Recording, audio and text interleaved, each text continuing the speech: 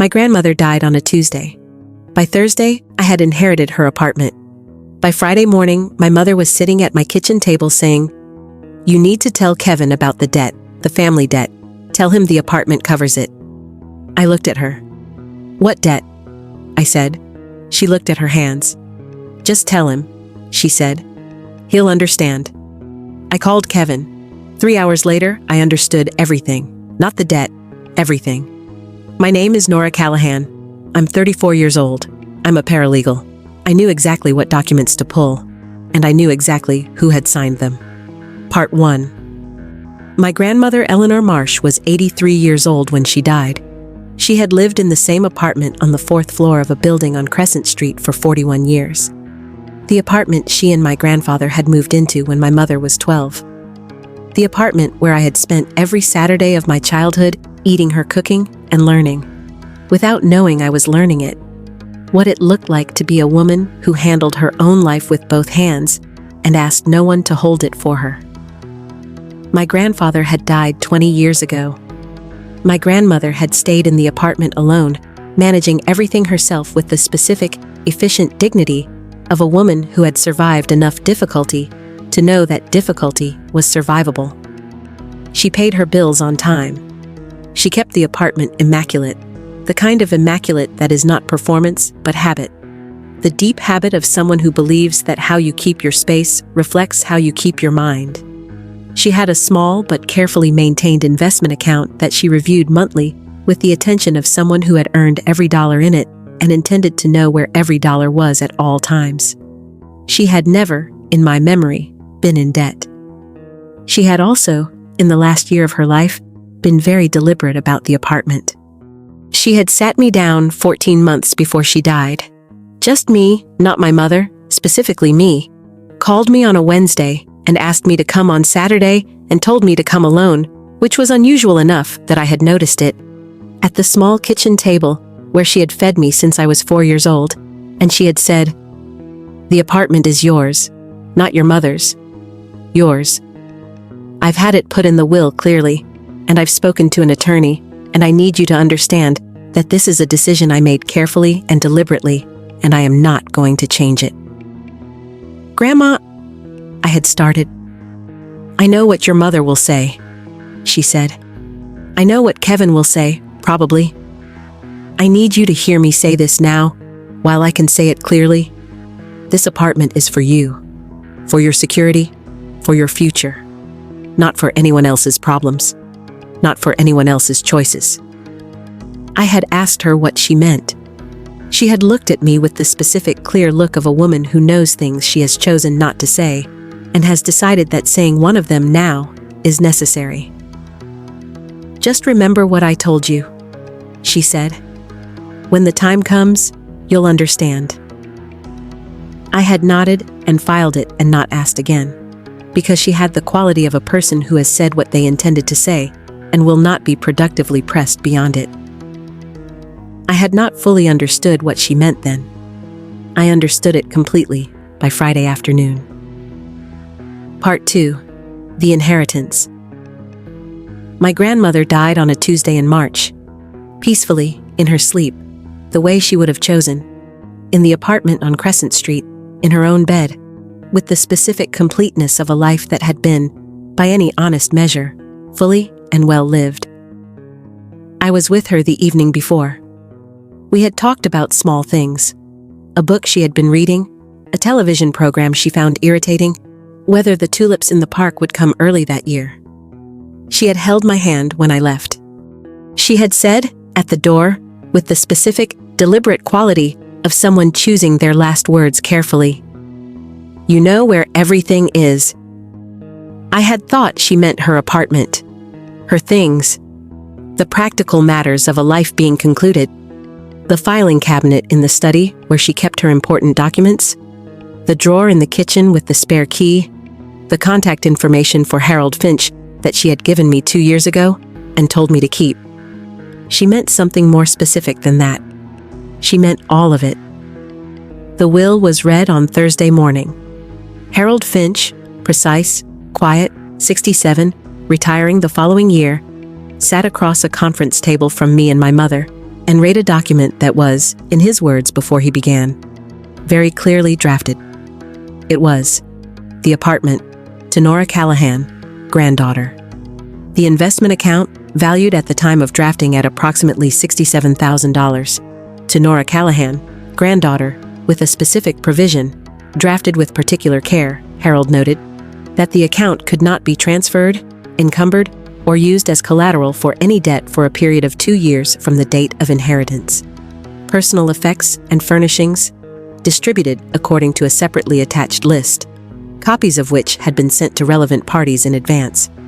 To Sandra Marsh, daughter, a cash bequest of $15,000 and the following notation, which Harold read without editorial comment. This exclusion from the primary estate is deliberate and reflects Eleanor Marsh's considered intent. Sandra Marsh has been made aware of the reasons for this exclusion in a separate private communication. A separate private communication. My mother's face during that sentence had the specific controlled quality of someone who has already read the private communication and has spent 3 days deciding how to respond to it. I noted this. We drove home separately. My mother called me before I had turned out of the parking lot. "Come over tonight," she said. "Tomorrow morning," I said.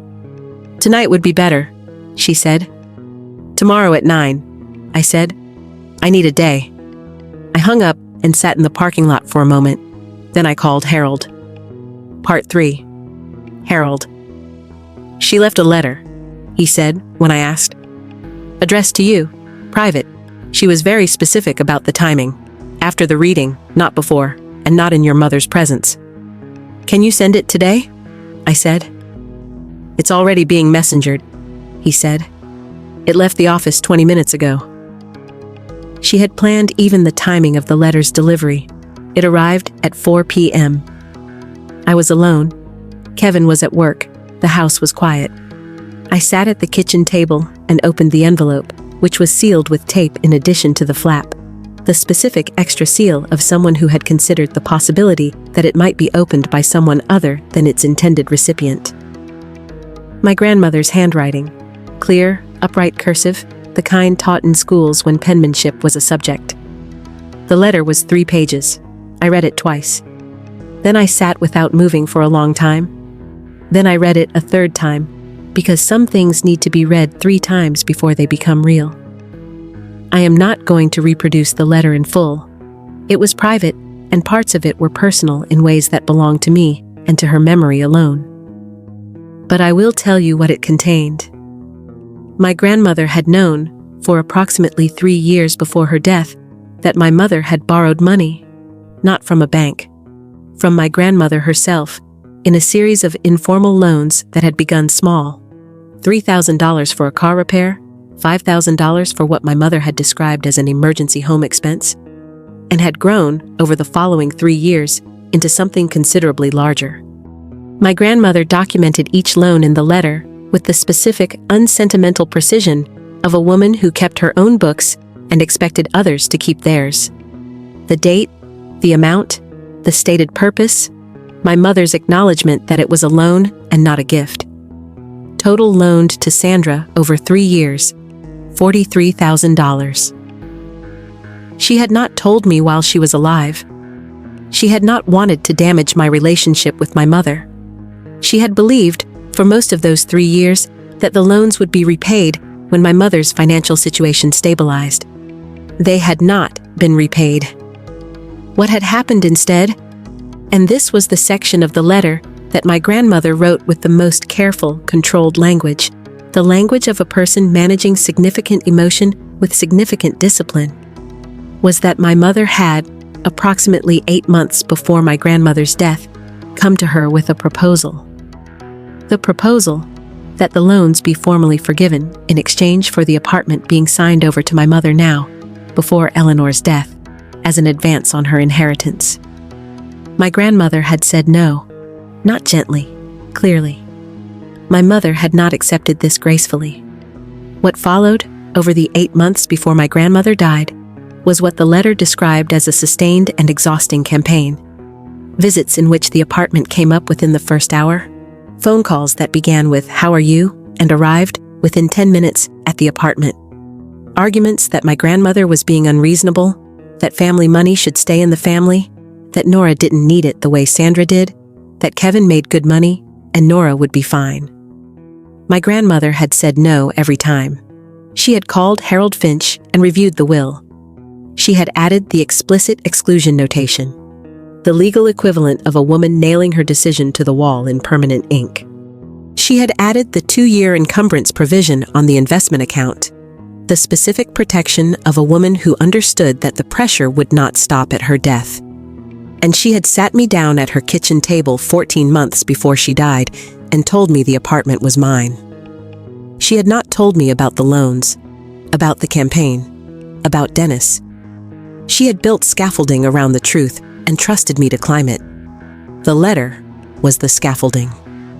Part 4, Friday morning. My mother arrived at 9 a.m. exactly, dressed carefully, the specific managed presentation of someone who has decided that the conversation they are about to have requires armor. She brought coffee from the bakery 2 blocks away, which she did exclusively when she wanted something and knew that wanting it required softening. She sat at my kitchen table and wrapped both hands around her cup, and she looked at me with the warm, concerned expression of a mother visiting a grieving daughter.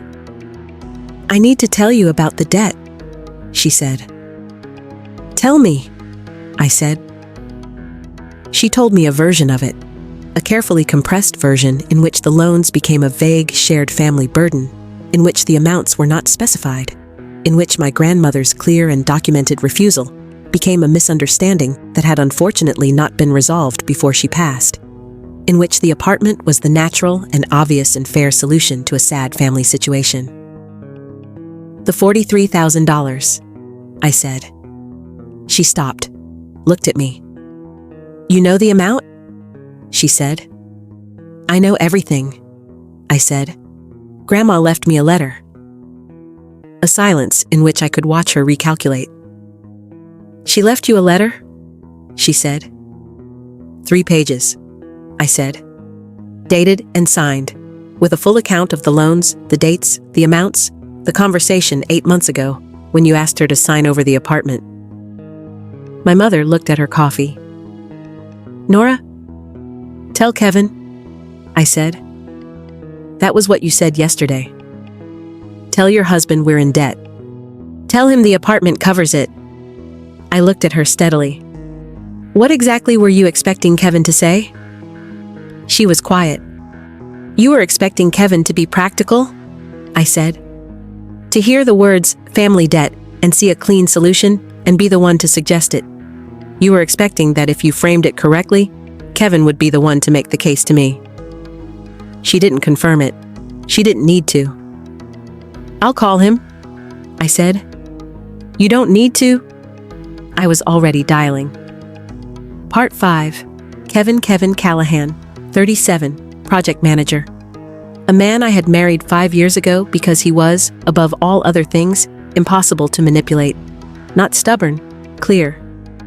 He heard what people said and simultaneously heard the structure underneath it, and the structure was always visible on his face, in a way he had never learned to conceal and had never tried to. He came through the side door in his work jacket and read the quality of the room in approximately 4 seconds. He sat down. My mother told him the version she had told me. The compressed version, the family debt, the apartment as the natural solution, the framing of it as a sad situation that just needed some practical thinking. I watched Kevin's face. He let her finish. "The apartment is in Nora's name," he said. Statement, not question. "Yes," I said. "Eleanor's will specifies it's Nora's alone, with explicit language about the exclusion being intentional." "Yes," I said. He looked at my mother. "Sandra," he said. The use of her first name, he called her mom in every other context, was the only signal he needed to give. "What you're describing is asking Nora to use an asset her grandmother left her specifically and deliberately to cover loans that you took and didn't repay. It's family. It's Nora's," he said, flat and final. "Eleanor decided that. The will says that. I'm not going to tell my wife to compromise that." He looked at her without anger, which was somehow worse than anger. I want to be very clear. That's not a conversation I'm willing to have in the other direction. My mother looked at me. The look she used when the direct approach had failed, and she was deciding whether the emotional angle had better odds. Nora, she said, softer. I'm your mother. I know, I said. That's exactly why this is so hard to sit with. She left 40 minutes later. Kevin and I sat in the silence after the door closed. She thought I'd see it as efficient, he said. Solve the problem, keep it in the family. She's known you for 5 years, I said. She should know better. She was hoping, he said. He looked at me. What are you going to do? Make some calls, I said. Pull some records.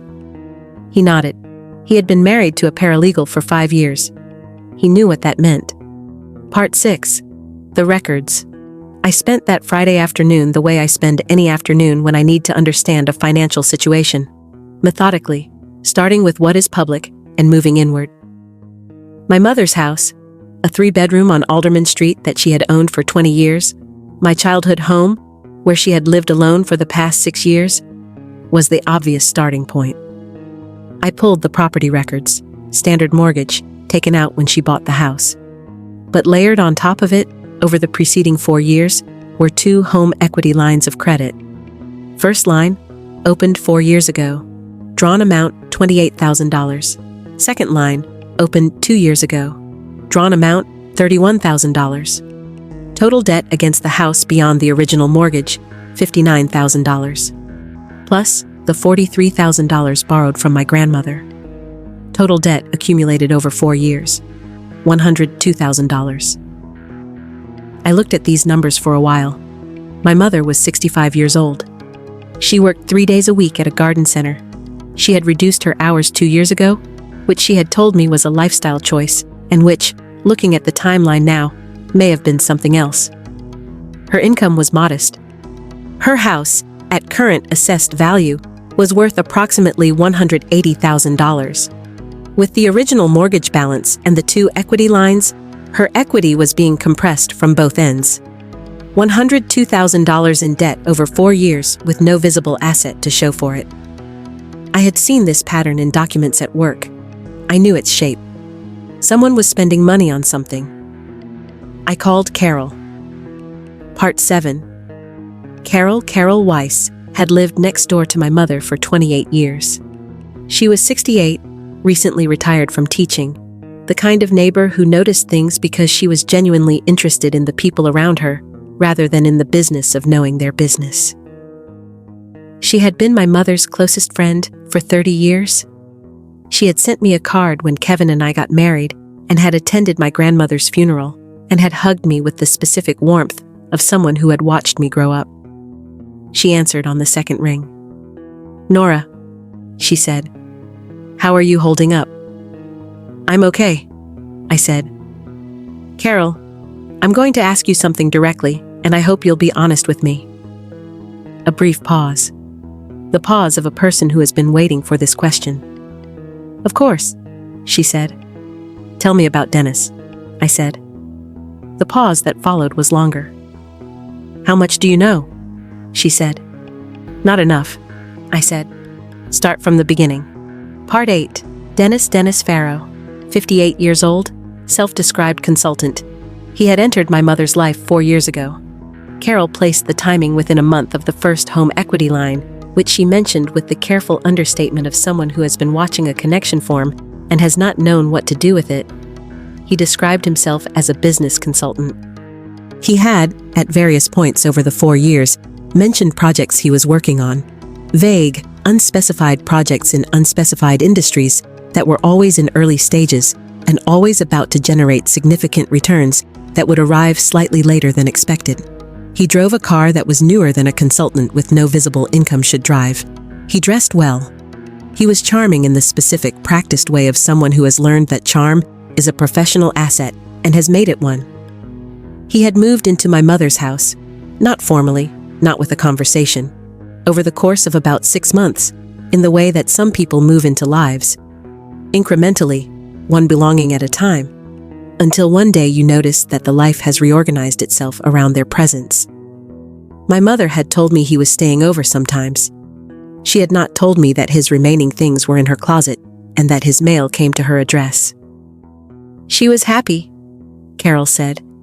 I want to be fair about that. In the beginning, she was genuinely happy. He paid attention to her. He was interested in her. After 6 years alone, that matters. When did it change? I said. I don't think she knows it changed, Carol said. That's the thing. I think she still believes it's what it was in the beginning. But the requests started. Always framed as temporary, always about to be resolved. He had an investment that just needed a little more time.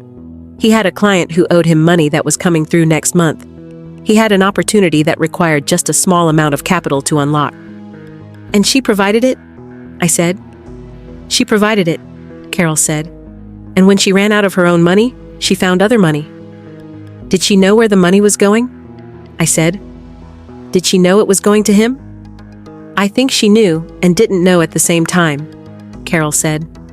The way people do when they want something to be true, and the alternative is too painful.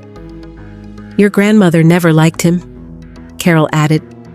Eleanor asked me once, about a year ago. She asked me, "Do you think Dennis is honest?" I told her I didn't know. She said, "Neither do I. But I know what my money is for, and it's not for him." I sat with that for a moment. My grandmother, 82 years old, asking her neighbor if she thought her daughter's boyfriend was honest. Not asking my mother, not asking me. Asking Carol, because she wanted an honest answer from someone who had nothing to gain from giving it one way or the other. I know what my money is for, and it's not for him. Thank you, Carol, I said. Nora, she said, whatever you're doing, be careful with your mother. She's not a bad person. She's a person who got lonely and made choices. I know, I said. She's going to need someone on her side when this resolves, Carol said. Make sure she knows that's you. It is, I said. I hung up and looked at my notes. 4 years, 2 home equity lines, $43,000 borrowed from an 83-year-old woman, a boyfriend who lived in her house and consulted on nothing specific, and whose projects were always about to come through. And an apartment my mother had wanted badly enough to spend 8 months pressuring a dying woman for it. I called Harold Finch. Part 9, Harold, again. The apartment, I said. What's the realistic current value? Assessed at $340,000, Harold said. Realistic sale value closer to $375,000 to $390,000 given the location and the current market. Against a debt load of $102,000? I said. That would have cleared everything and left a significant amount. It would, Harold said carefully. The encumbrance provision on the investment account, I said. The 2-year restriction, that was deliberate. Your grandmother was very explicit about it in our conversations, he said.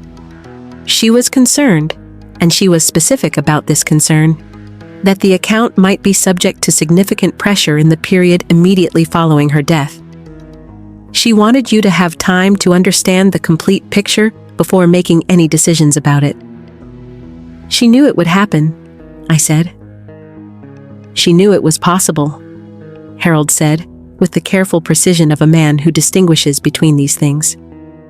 I thought about my grandmother sitting in Harold's office, 82 years old, clear-eyed, building protections into her will with the foresight of someone who has watched human behavior long enough to know what frightened people do when assets become available. The encumbrance provision, the explicit exclusion notation, the private letter timed to arrive after the reading, the 14-month earlier conversation at the kitchen table. She had built an architecture of protection around me before she died. Harold, I said, I want to send a formal letter to my mother regarding the loans, documenting them as loans, not gifts, and requesting a response about repayment. Can you help me draft it? I was wondering when you'd ask, he said. Yes. Can you come in Monday? Yes, I said. Bring the letter, he said. Eleanor's letter. It's the documentary foundation for everything. Part 10. The letter to my mother. The letter went out the following Tuesday. 38 pages with exhibits. Harold's firm letterhead. Signed by Harold as attorney for the estate and by me as primary beneficiary. It documented the loans with the full record my grandmother had kept. Each one with its date, its amount, the stated purpose, the acknowledgement that it was a loan. The total, the non-repayment, the absence of any repayment arrangement or schedule. It attached copies of my grandmother's documentation. It stated that as primary beneficiary of the estate, I had been informed of these outstanding obligations and was requesting a formal response within 30 days regarding the debtors, my mother's, intentions with respect to repayment. It noted that the estate reserved the right to pursue legal remedies if no response or repayment arrangement was established, while expressing a preference for resolution through direct conversation. I told Kevin before it was sent. He read it at the kitchen table all the way through without interrupting. "This is going to be hard," he said. "Yes," I said. "For her," he said. "And for you." "Yes," I said. "You're doing it anyway," he said. My grandmother documented $43,000 worth of loans with dates and amounts and written acknowledgments, I said. She did that because she knew someone would need to do something with it. She wasn't going to do the something herself. She was 83 years old, and she didn't want to spend her last year in a legal dispute with her daughter. So she left it to me. I looked at Kevin. She trusted me to handle it. I'm going to handle it. Kevin nodded. "I'll be here," he said. "I know," I said. The letter arrived at my mother's house on Wednesday. Part 11. The phone call. She called me Thursday afternoon, not to discuss it, to react to it. The hot, unmanaged reaction of someone who has received a document that names their choices in formal language and does not like the feeling of being formally named. "You had an attorney send me a letter," she said. The disbelief in her voice was real. She genuinely had not expected this. "Yes," I said. "About money your grandmother loaned me." "Yes," I said. "Nora, she was my mother. She wouldn't have wanted..." "She documented every loan with dates and amounts, and your written acknowledgement that they were loans," I said. "She kept records for 3 years, and then she included them in a letter she wrote specifically so that I would have the full picture. That is what she wanted." A silence. "I cannot repay $43,000, she said. "The letter doesn't ask for immediate repayment," I said. "It asks for a response, a conversation about your intentions. That's different." "What kind of conversation?" she said. "An honest one," I said. She was quiet for a moment. "What does Kevin think?" she said. "Kevin supports whatever I decide," I said. "Does he know about Dennis?" she said. "Yes," I said. Another silence, longer, with a different quality. The silence of someone realizing that the picture other people have of her situation is more complete than she had believed. "Come over Saturday," I said. "Just you. We'll talk." Part 12. Saturday. She arrived at 11. No coffee from the bakery this time. No managed presentation. She arrived in the clothes of someone who had not spent time deciding what to wear, which, for my mother, was itself a kind of honesty. She sat across from me at the kitchen table. I made tea. I put it in front of her. I sat down. "How much does Dennis know?" I said. She looked at her tea. "He knows I received the letter," she said. "He thinks you're being vindictive." "What do you think?" I said. A long pause. "I think you're being Nora," she said. "I think you're doing the thing you do where you document everything and follow every thread until you have the complete picture." "Yes," I said. "That's what I'm doing." "Your grandmother taught you that?" she said. "Yes," I said. My mother was quiet. There was something different about her than there had been the previous Friday. A quality of settled exhaustion, the look of someone who has been carrying something for a long time and has finally arrived at the place where she can put it down, even if putting it down is painful. "It started with the car repair," she said. "The first loan, $3,000. He'd had an accident, and the insurance was being difficult, and he needed the car for work. I had the money, but it would have cleaned out my savings. So I asked Mom. And she said yes," I said. "She always said yes," my mother said. "That was the problem. She always said yes until she didn't." "Tell me about the others," I said. She told me. It took an hour and a half. The emergency home expense that had been, in fact, Dennis's security deposit on an office he had needed for a client meeting and had only needed for 1 month and had not been paid back by the client. The investment that had required just a little more capital to become liquid. The contract that had been delayed and would pay out significantly as soon as it processed. The medical expense that his insurance hadn't covered. Each one had a story. Each story had made sense in isolation. In sequence, over 4 years, they made a different kind of sense entirely. "Did any of it come back?" I said. She looked at her tea. "Small amounts," she said. $200 or $300 sometimes, after I'd lent him thousands." "Mom?" I said. She looked up. "He's not a bad person," she said, the specific statement of someone who has been saying this to themselves for 4 years and is hearing how it sounds for the first time. "Maybe not," I said.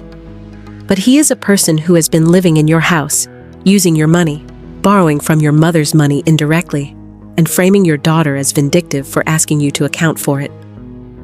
I looked at her directly. "That is the person you have been protecting?" She said nothing. "Here is what I want to do," I said. "And this is not a negotiation. I am telling you what I have decided, and I am asking if you are willing." She waited. "I want my CPA. Her name is Janet. I've used her for 4 years, she's excellent, to review your complete financial picture. The house, the equity lines, the income, everything. I want to understand the actual state of things before we decide anything about the loans." "Why?" my mother said. "Because I need to know what is actually fixable," I said, "and what isn't, and what the realistic options are." "And Dennis?" she said. "That is a decision only you can make," I said. "But I want you to make it with the complete picture in front of you. Not the picture he has given you. The real one." She was quiet for a long time. "Your grandmother would have done this," she said finally. "Sat me down and gone through the numbers." "Yes," I said. "She would have." "She tried," my mother said. "Once, about 2 years ago, I didn't let her." "I know," I said. "You can let me." My mother looked at her tea, then at me. Then, for the first time since she had sat down, she looked like the person I had grown up with. Not the managed version, not the frightened version, not the version that had been sitting across from attorneys and inheritance documents. Just my mother. 65 years old, tired, sitting in her daughter's kitchen. "Okay," she said. Part 13. Janet Reyes had been my CPA for 4 years. She was 52, small, precise, with the specific, unflappable quality of someone who has spent her career looking at financial situations that people have allowed to become complicated and has never encountered one she couldn't map. She met with my mother the following Wednesday. The meeting lasted 3 hours. She called me that evening. "The picture is not as bad as it could be," she said, "but it's not good. The house, $180,000 assessed value. Original mortgage balance approximately $91,000. 2 equity lines at $59,000 total. Net equity, approximately $30,000. Thin. Income. My mother's garden center income plus a small pension from her previous employer. A total of approximately $2,800 a month. Debt service on the mortgage and equity lines, approximately $1,400 a month, leaving $1,400 for everything else. She's been making it work, Janet said. But there is no cushion. One unexpected expense, medical, car, anything, and she can't manage. And the loans, I said, the $43,000. Against her current situation, $43,000 is unmanageable as a lump sum, Janet said. But if structured as a repayment arrangement at a reasonable monthly amount over a long period, manageable. She'd be stretched, but she could do it. What amount? I said. $300 to $400 a month, Janet said. At $400, she clears it in a little under 9 years. Not ideal, I said. No, Janet said, but it's honest, and it's real. Better than a lump sum she can't pay and a legal dispute that costs both of you. Yes, I said. That's what I think too. One more thing, Janet said. I looked at the equity lines, the timing of the drawdowns, the dates the money was accessed, the amounts, the frequency. She didn't draw it all at once. She drew it in amounts ranging from $800 to $3,000 over the full 4 years. Pattern spending, I said. Regular need-based amounts, Janet said. Not a single investment or purchase. Money going out consistently to cover ongoing costs. His ongoing costs, I said. I can't say that, Janet said carefully. But the pattern is consistent with someone covering regular expenses for another person over an extended period. Part 14. The Last Conversation with Dennis. My mother called me 10 days after the meeting with Janet. He's gone, she said. I had not told her to ask him to leave. I had made a decision not to do that. It was her house, her life, and the decision needed to be hers, or it wouldn't hold. What happened? I said. I showed him the full picture, she said. What Janet put together, all of it laid out on paper. The equity lines, the income, the loans, what it adds up to. She paused. He said the numbers were misleading, that I was looking at it wrong, that once his contract came through, it would all look different. And? I said. And I told him I'd been waiting 4 years for things to look different, she said. And I asked him to show me, specifically, what was coming and when. Another pause. He couldn't. What did he say? I said. He said I was letting you and your attorney manipulate me against him, she said. That you wanted the apartment and you'd done this to get me out of the way. I didn't say anything. I told him that was the wrong thing to say, my mother said. Because Nora has never once in her life manipulated anyone, and she has the apartment whether I'm in the way or not. What happened then? I said. He left, she said. He said he'd get his things later. Some of his things are still there. They'll keep, I said. Yes, she said. She was quiet for a moment. I'm embarrassed, she said. I want you to know that I know how this looks. Mom? I said. No, let me say it, she said. I borrowed money from my 83-year-old mother. I pressured her for an apartment I had no right to. I let a man use my money for 4 years and told myself it was temporary. Her voice was steady, which was a kind of courage. I can see the whole picture now. Janet's numbers made it impossible not to. That's why we made the numbers, I said. I know, she said. Grandma would have done this for you, I said. If you'd let her? I know, she said. I should have let her. Epilogue. 13 months. The apartment on Crescent Street is mine. I visit it on Saturday mornings sometimes. I have a key. I let myself in. I sit at the kitchen table where my grandmother fed me for 30 years. I have not changed much. Her plants are still on the windowsill. I water them. It seems like the right thing to do. I have not decided whether to keep it or rent it. I am not in a rush to decide. My grandmother built 2 years of protection around the investment account, specifically so that I would not have to decide quickly, and I am honoring that intention by taking my time. My mother and I have a repayment arrangement, $375 a month. documented by Harold's office as a formal loan agreement with an interest rate of 0. That was my choice, and a repayment schedule of 9.5 years. 11 payments made, 103 remaining. I track them in a spreadsheet. Every month, when the payment comes through, I mark it. It is, in its small way, a record of repair. My grandmother would appreciate the record keeping. Dennis Farrow retrieved his belongings from my mother's house 6 weeks after he left. He did not contact my mother again, which tells you something specific about what he had been there for. My mother has started working 4 days a week instead of 3. The extra day was her decision and her suggestion, not mine. She is managing. Not comfortably, but she is managing. And managing on her own terms is different from managing with someone else's ongoing costs attached to every month. We have dinner on Thursdays. It took a few months for the dinners to feel like dinners, rather than like carefully managed peace negotiations, but they do now. She asks about Kevin. She asks about work. She told me last week about a new variety of rose she has been recommending at the garden center, with the specific enthusiasm of someone who has found, or returned to, something they actually enjoy. My grandmother knew what she was doing. She knew that leaving me the apartment wasn't just leaving me an asset.